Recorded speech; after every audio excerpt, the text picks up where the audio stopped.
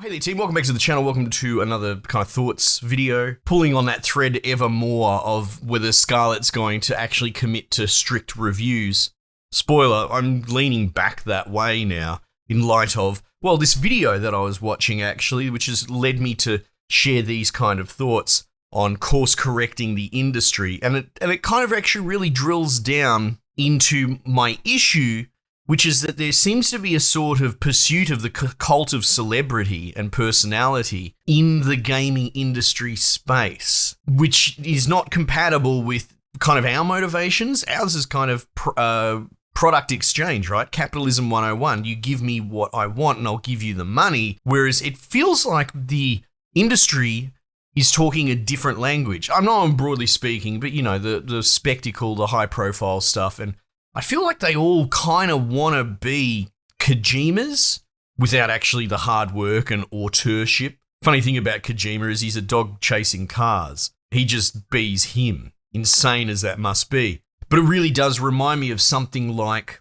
Plato's ship pilot. It's been a while since I've had to recount it, but the idea is there's kind of two people that would drive a ship. There's one that would drive it because they're like autistically good at driving ships. The best dude for driving ships. Doesn't hit icebergs, doesn't do anything because, you know, doesn't have a girlfriend, a life, anything like that. All this prick does is drive the ship, pilot the ship, as you call it. There's the other dude that recognizes that the guy that pilots the ship, everyone likes him. Maybe he gets gifts. He gets, you know, more grapes or something. Fuck, I don't know. Scarlett's version of philosophy. But there is a sort of celebrity appeal of the position. This is where you're getting into like politicians, that sort of stuff. And potentially the guy that will end up the pilot will be someone that, while his expertise is not in his ability to dodge bloody icebergs, it will be in his ability to politic, maneuver, do backroom deals, shake hands, that sort of stuff, butter up all the other, I don't know, if there's 9 council members and he's the 10th or whatever, get on the right side of all of them to vote him into the position of driving the ship. So now you've got an absolute dud at the wheel, but he earned the position because he kind of metagamed it. And I really see so much of that in the current gaming industry. Before I let it get away from me as well, the B-roll that I'm going to chuck in the back is from a game called Antonblast. I've been playing it in pre-release. I don't know if I'm going to review it because I'm still trying to figure out if I'm going to review games. But it's really fun. It's really cool. It's like Pizza Tower. You know, you've got a button dedicated to screaming and burping and making horrible noise. And it's hilarious. Check it out. And also, the impetus for me making this video was I was watching a video from Legendary Drops. Now, again, my YouTube algorithm's starting to change because I'm starting to poke my head into all of this stuff. He's popped up on my feed a couple of times. Much bigger channel than me. You're probably aware of him already. And he's doing very well by being pretty level-headed as a gamer for gamers. And the video, these developers are killing their games on purpose, really sort of helped me sit back and kind of get to the crux of what I was just talking about. His video, which I will drop a link and I suggest you check out, is he's kind of itemizing the past 12 months of developers very publicly shooting themselves in the foot. They seem to almost be following the same formula of failure, of torpedoing their own games because they can't just put the fucking microphone down. They so badly have to get on their soapbox and say something, but the problem is they just don't have a reliable circle of friends and peers to regulate that behavior. Stop them embarrassing themselves in public, but beyond that, stop them torpedoing their own games by oversharing their stupidity. And the video's an interesting watch, and it's almost documentarian. But again, my takeaway is that the culture of the game developer has shifted to such a point where it used to be gamers in it to make games. I know, quaint, right? But nerds, like you and me, right? I mean, I've got a pretty broad audience. Some of you dig holes for a living. That's fine, whatever. Love you boys. But I'm a nerd. I like spreadsheets. I do coding a lot these days. I did engineering in a previous career. And the guys that built the game industry, that got into it, just started making games because they were passionate about it. The guys that wrote the early video game stories, you know, the B-grade bloody action schlock, these were internal developers that put their hand up, said, fuck it, I'll write a story, right? Nowadays, we have this infiltration. It's not even infiltration, actually, because that would infer it's underhanded or subverted. We have a very aggressive takeover of, you know, like Glee Club, drama theatre kids, as they call them. I think you understand what I mean. I suppose they're nerdy in an artistic nature, But you give them a shovel, they're not going to dig a bloody hole. You give them a keyboard, they're not going to write any code. I'm sorry, but more and more, especially as the celebrity status these days becomes about the artiste with the microphone. Like, how many actors have you wished you would just shut up and you never heard them speak? And it almost makes it difficult to go back and watch their movie because you realize they're an absolute idiot. But that's becoming the sort of face of gaming. But even deeper than that, it's actually feels like it's becoming the core of gaming. And this is why we've got a decline in quality broadly. Because I think, honestly, the nerds that are passionate, that can, if they want to, go out and get a $500,000 a year job writing code for fucking NASA or something like that, guess what?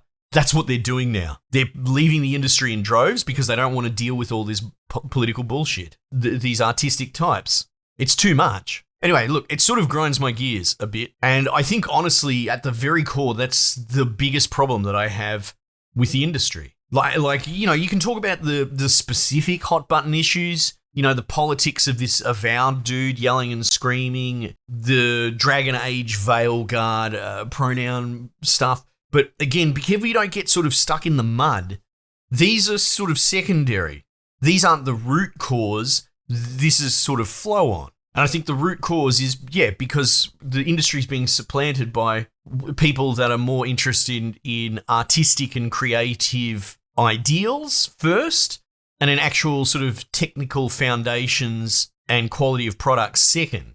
And this is why it's boiling their blood, because they can all circle jerk over their Starbucks coffee and, you know, have these struggle sessions for hours on end talking about their political beliefs, etc. But they can't get you and me to drink the Kool-Aid. Because at the end of the day, if I've got $90, I'm going to buy game A or am I going to buy game B? Well, I'm going to make an informed decision. And arguably what these guys are doing in their ham-fisted attempt to try and manipulate you, to try and pitch you moralistically under their twisted moral position, is doing more harm than good. The amount of dudes that aren't going to buy Avowed now because it's been bungled by these people is worth writing a bloody business course on. And again, I tie this together with the idea, maybe you've missed it, I might have to repin the video. It's a bit dry, but I was talking about doing a review system that's kind of clinical, a lot more objective based, you know, like a 1 to 100 scale, but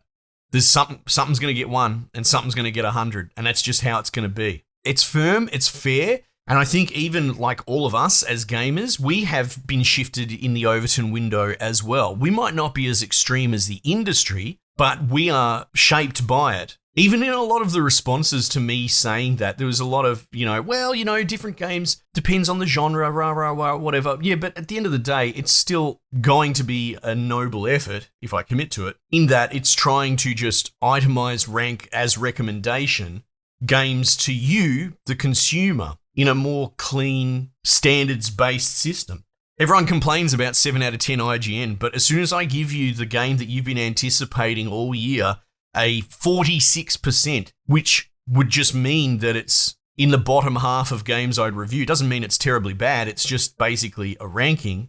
Those same people are going to cry bloody murder. Anyway, I'm not trying to take a run at my audience at all, but I'm just sort of pointing out that while the system I floated seems pretty extreme, again, I'm drifting back towards it because it kind of cuts through a lot of the bullshit. It's never going to be perfect, no system would be, but it would be a great response to the state of the industry, which is to say, all these talking heads trying to tell us that you should play our shit game because our politics are the in vogue ones, as opposed to the leading question, which is your game good or not? Specifically, in my focus, is it good compared to its contemporaries, its peers? A dozen games came out this month. I want to know in order from 1 to 12, which one you would recommend based on their technical state and their ability to actually be a valuable game to the purchaser. And it's wild that this is kind of radical and unusual. Anyway, I don't need to waffle more than that. I just found it interesting. I was watching that video and it did really help kind of put a finger on my issue with the shift around this pursuit of celebrity from the game devs being seemingly more important than work product and excellence. And I thought I'd just share my thoughts. I'll take feedback, comments, that sort of stuff. Stand by. We'll see. I've got a couple of games under embargo at the moment, so we may well just pull the trigger and give this review thing a go and sort of see how it goes. We'll see. Leave it with me. Anyway, team, might just leave it there for the time being. I'll catch you guys on the next one.